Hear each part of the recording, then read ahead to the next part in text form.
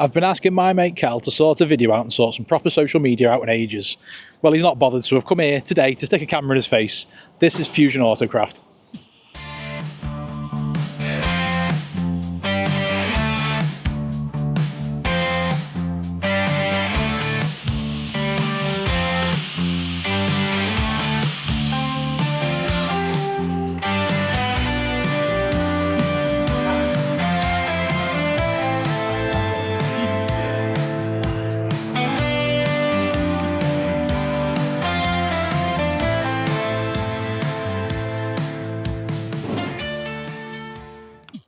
So what we do here is we fix old cars. We'll tack on anything from small repairs straight through bespoke panels, custom panels, full restorations. Yeah, anything really to do with old cars. Bit of mechanical work, but predominantly rust repairs and bespoke metalwork. Any other day, Kel would fucking natter your ear off. As soon as the camera comes in his face, as with anyone, there's a little bit of fear to it. He fixes stuff, he makes stuff, he's fucking master of metal. I don't know how else to describe you, mate. We'll show some of the projects that you're working on now, and people have a better idea of what you do. And this flickering light do my Sweden. Oh yeah, everyone says that. Right, Kel, this doesn't look like a car. What's this, mate? This is a chassis off a Honda S800. The customers put this chassis together. We're doing the bodywork. It's an actual replica of the Honda RSC race car. So we're doing quite a bit of bespoke work to the shell. And then he's going to finish the build. So yeah, the shell, we've got it upside down at the minute, finishing the last of the rust repairs underneath. But we've done... He's running. He's gone, he's had enough. But yeah, we've done some bespoke work on this. The race car has aluminium panels for the doors, the boot and the bonnet. So we've made door skins, we made the bonnet, we made the boot lid. We've got quite a lot of rust repairs, which is a bit more involved than we actually wanted to be. It's gone a bit further than usual, which happens in most cases. So we've made like the rear cross member and basically all the skins on the outer body. I've either had to fabricate or fit some new old stock panels.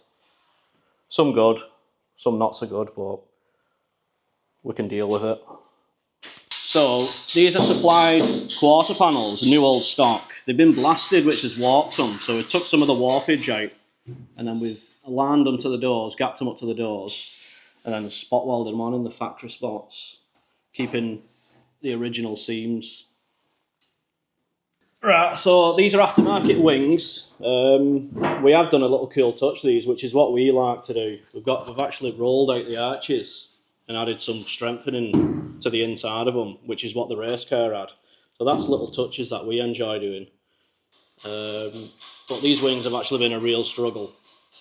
The radiuses are off on the falls. They're a terrible fit, which is what most aftermarket panels are.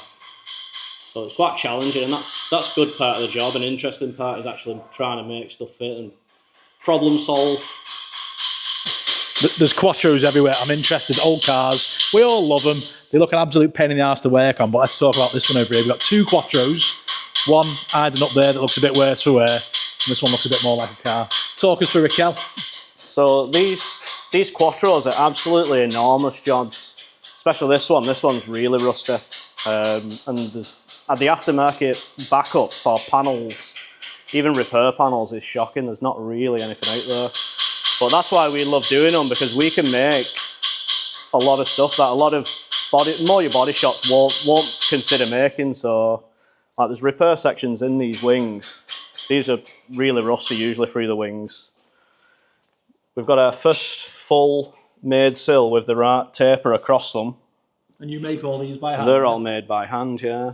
We're in the process of dressing this weld out, as you can see. The weld through the panel here is all the way through it.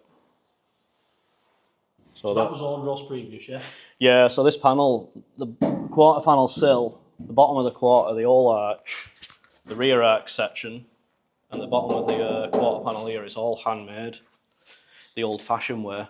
The only way that can be done these days, isn't it? It is, yeah. There's no way around it apart from unless you invested a lot of money in a press, and you've got to go back to the old-fashioned way of making it. which is what we absolutely love. So this looks like a car to me. That up there looks less of a car. How do we even put that up there, to be fair? Ah, yeah, we borrowed Sam's truck, and that was an absolute nightmare. We had to empty the whole shop, and then a big strap through the windows and a bar, and managed to get it up there. So is that Sam's car? Is that a job for another day? It's a friend's. It's a potential job in the future, but for now it's just storage. It's happy up there, yeah. It's better. It's better. It's in the dry. It's out the way. Show me what other things. We've got a wheel wall over here with all wonderful wheels, but I know you've got like an Aladdin's cave with bits here, there, and everywhere as well, haven't you? Yeah. But are these all yours? These are my wheels. Yeah, I'm obsessed with wheels. I don't know why, but loves them. I do. I'm obsessed. So I buy wheels, and then I think one day I'll buy a car just to put them wheels on it. You buy the wheels first, and buy the car to suit. Yeah, if you find a nice set of wheels, and then you can just buy an old car to suit. So this car on the spit next to it as well, Skyline. Yeah, it's a Skyline. Also your car. It is, yeah. That's my project. It's been sat for a while. So it's not just customers' cars you like working on, but... Oh, no, I'm obsessed, yeah. Obsessed with building cars. Modifying classics. I saw this before it came off the road. Yeah? And it didn't look like a bad car, so why is it in this state now? Well, when I drove it, it was awful. It had a baggy steering box. The engine was a bit... It was all right, the engine, but the parts were so expensive for it. So I've done an engine swap and it's got carried away. Swapped a steering rack in it. Custom gearbox mounts. So it'll run a modern BMW gearbox. Custom prop shaft. No, it's just a GS6. I say modern. Modern in my world is like early 2000s or something. Yeah, well, this looks like a pile of rubbish, but it's actually bits of the old Spitfire there. So what we do when a car comes in, because the Triumph is basically having a brand new shell, so what we do, we'll keep every bit of it we cut off, because you see these little wiring tabs and all these little holes. And we will make sure that everything goes back on what the customer actually wants back on. I think the car's going to get modified slightly, so wiring will rate different places, but if we keep everything for reference, then we can't go wrong, really. I remember doing design tech in school, but there's tools here that I do not recognise that are probably older than me and Kel put together. So that's a guillotine. That looks like a folder bender. Yeah, folder there. That's a... What's that one over there, Kel? This one? Oh, this is well old. This is a cracker, What's this? This is a Pell's machine, but you'll probably know it more if you look for pull maxes. So it's like a reciprocating hammer. Basically, you can make loads of beads, you can shrink, and you can make your own tooling for different profiles, what you want to put in. So this is like a tool holder, and then that's a die. So you'd have a male and female, and basically they'd knock together and they'd form that profile in sheet steel. So they don't make them like they used to, obviously, but you need people to keep these cars alive. Without people like Kel and Ryan, old cars would just disappear off the road and you'd never see them ever again. Skyline parts ready to go on when the car looks a bit more like a car. Yeah. There's goodies everywhere. Are these all original things, or are these... These are all original things. So if you look at these are from like 1984. So we've had these blasted and powder coated, and the finish is lovely. Lovely. It's absolutely sweet. And there's just the front end of a car here as well. What's this off? That's a Spitfire front end. Okay. Yeah, that's no good, but we're not throwing it away. Wings, subframe, boots. Yeah, and then... Modern coilover. That's probably the newest thing in here, those coilovers, isn't it? Yeah, they're for the Quattro, actually. Oh, yeah. We had them sent to Germany to be built by KW. Yeah, this is the storage area. So this one's a mega extensive build for a Spitfire. It's basically having a brand new shell. I don't think, well, the only bits what are original to this car is the dash and the dash top. The door frames are for an original car, but not this one.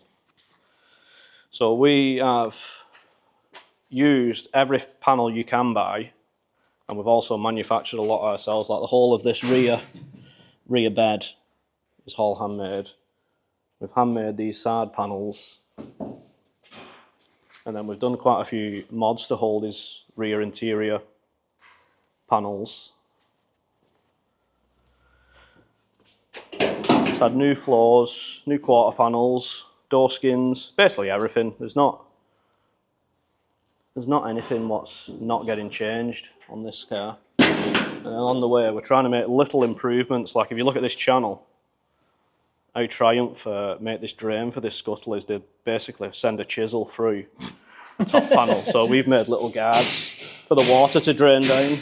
So not only fixing, but you're making better. Yeah, we try and make little improvements where we can, if the customer's on board.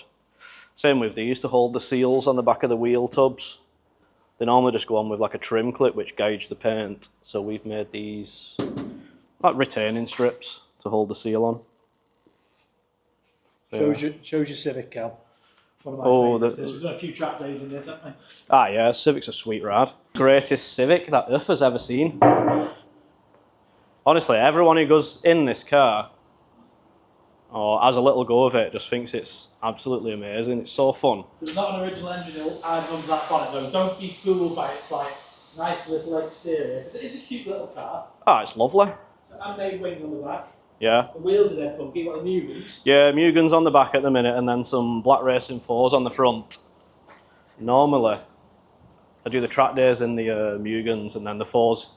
The 4s help for putting toe straps through the wheels for hold it on the trailer.